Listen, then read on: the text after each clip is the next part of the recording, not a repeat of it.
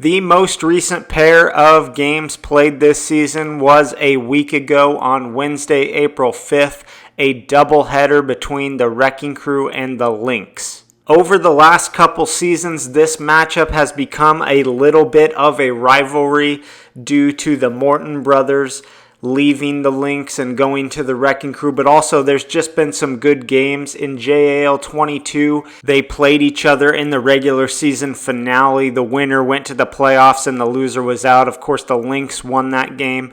Last season, they met each other in the American Conference semifinals. The Lynx also won that game. But prior to that, in the regular season, the Wrecking Crew beat them in a very exciting game. And then, of course, in this most recent doubleheader we're about to get to, there were a pair of really exciting games as well. Let's get to the highlights. Game 1, Wrecking Crew are the home team, so we're going to see Matthew Morton in action pitching first. Remember, he had that off-season ATV accident that messed up his shoulder, was worried he wasn't going to be able to pitch to start the season. But as we can see, he looks completely recovered from that. Here's a replay of that screwball challenging Tegan Connors for maybe the best screwball in the league now. In Tegan's first inning, he struggled with command, really couldn't locate the screwball or the slider very well. Wrecking Crew take an early lead. We're skipping to the third inning now. Josh Burkhart getting a single here, puts runners on all the bases with no outs. Matt eventually gets to the second out with only a couple runs given up, but then he starts to lose command. Keep in mind it was drizzling rain throughout most of these games. In the bottom of the fourth, Crew still lead 11-7. Tegan finally starts to find it here a little bit, gets through the inning with no runs allowed, sets up the Lynx to have a chance to win this in comeback fashion in the fifth and final inning. Matthew Morton loads the bases, but then he gets the first out with a ridiculous screwball there. But then he loses command a bit again, and the Lynx are able to get this thing not only tied up, but build a little bit of a lead. Bases loaded, only one out. Josh Burkhart, a dagger home run, puts the Lynx up by several runs. Now we go to the bottom of the fifth. Cam Morton goes down looking there. Next batter, though, McKinley Franklin getting himself a double there, keep hope alive. But later in the inning, when he's back up, look at this play. It looks like it was going to be just a foul ball or something, but some ridiculous backspin ends up putting it in play, and then Tegan gets to it before the single line results in an out. Later, McKinley strikes out, and the Lynx win this thing in the fifth inning. Heartbreaker loss for the Wrecking Crew. They had it the whole way and then basically just blew it at the end. Stats-wise, I'm not sure anybody really had a great game in this one, to be honest. Josh Burkhart had a couple hits, but he was 2 for 10. That homer was, of course, a game changer. McKinley had a couple hits, which is good for him going against Tegan, but he was also 2 for 13, which, of course, isn't great. The fielding was pretty good for the Lynx. As for the pitching, I mean, it was mediocre, but when you've got Tegan and Matt going against each other, by their standards, these were below average performances for each of them. But it was a pretty entertaining game nonetheless because it was close and you had the comeback. All right, let's go to game 2. Lynx home team in this one, and one of the first plays of the game is one of the most ridiculous singles you will ever see in your life. That's Alan Luff making a single accidentally off the back of his bat. He was just ducking to not get hit by the pitch, and somehow it results in rolling past the single line. In the bottom of the first, Wrecking Crew have another lead. Josh gets a run in there with a single, but Matt keeps the runs to 2. We're skipping to the third inning. Wrecking Crew up 7-5.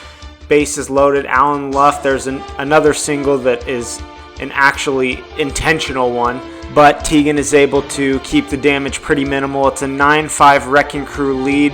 They had the same lead in the third inning of the last game. We'll see if they're able to hang on to it this time. Matthew getting through the inning, no runs allowed. Couple really nice pitches in there. Okay, now we're in the fifth. McKinley Franklin with 2 outs and bases loaded gets a run in there, gives the Wrecking Crew a 5-run lead entering the bottom of the fifth. Can they hang on to it this time? Matthew Morton letting the pressure get to him a little bit. You don't see this very often, and the Lynx are able to get it tied up just entirely off of walks. But Matt finally pulls himself together here at the very last moment. Matt, are you frustrated? Yeah. Blow 2 games in a row like that already. A little frustrated. This one's not over though.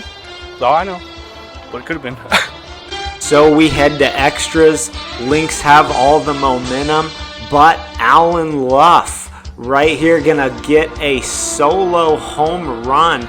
Take the momentum back a little bit there. Crew up by 1. McKinley Franklin, he's gonna hit a double. Then later, he's gonna hit a single. McKinley had quite a day. Here he gets another hit in play that would have scored a run, but look at this effort from Tegan Connors to stop it before the single line and get that crucial third out.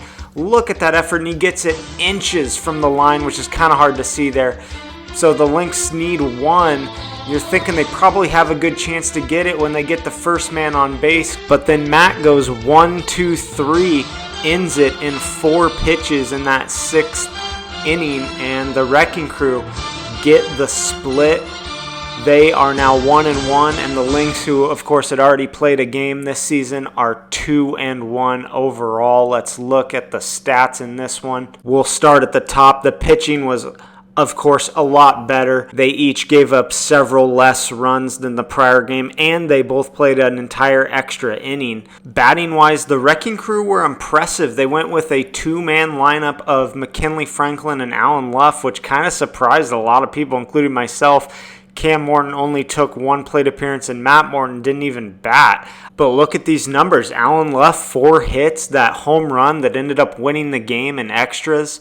McKinley had 3 hits. So, I mean, these are good numbers against Tegan Connors, who's one of the hardest pitchers to hit in the league. On the other side, the Lynx batting just flopped. I mean, Josh Burkhardt had 1 hit on 14 at-bats. Tegan didn't have a hit. Tegan didn't have a hit in the whole day in either game, which is a little concerning. I know you got to give a lot of credit to Matt. He was throwing some really wicked pitches, some good stuff. But at the same time, you got to get hits to win the game. It's not like these pitches were unhittable. They were just really good pitches. And I think it's fair to expect that the Lynx should be better than that. I do. Fielding-wise, the Lynx were good again. Tegan Connors was great.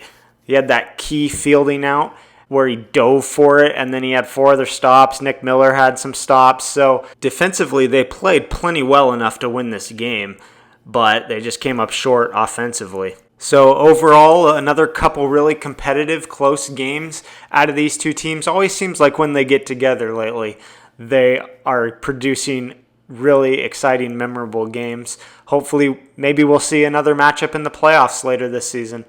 All right, we're going to leave the last words to the Wrecking Crew post-game interview after this game 2. Hey, I signed these fellas right out that free agent's roster, you know what I'm saying? That's $200 right there. This man's getting paid $50. Okay, a couple shocking performances today from both of you guys batting. Ended up going to just a 2-man lineup of you two. I don't think anybody was expecting that, but you guys delivered. What were you seeing with the ball that just got you that much success against Tegan? I mean, honestly, it goes back to last season. Tegan actually kind of, when I was on the Lynx, he kind of coached me up with Matthew to kind of look where his pitch is coming, and I just saw something that Tegan kept having the same release, and the ball went to the same place, and I just was able to piece it up a couple of times. That's a good point. You guys were both Tegan's teammates. You know, I mean, it was up to. He told me right from the start. I let Alan know kind of what is coming. If it's going to be out, it's going to come in. You just got to swing at it. I mean, we know Tegan. Yes. We see him a lot. So. Well, I've never seen that pitch before, but the first couple innings, I was just kind of looking for it, and I finally kind of saw it, and that's what I told Alan. And would you say you're worth $200 after today? We'll see how the season goes, but I'd say so that for sure now.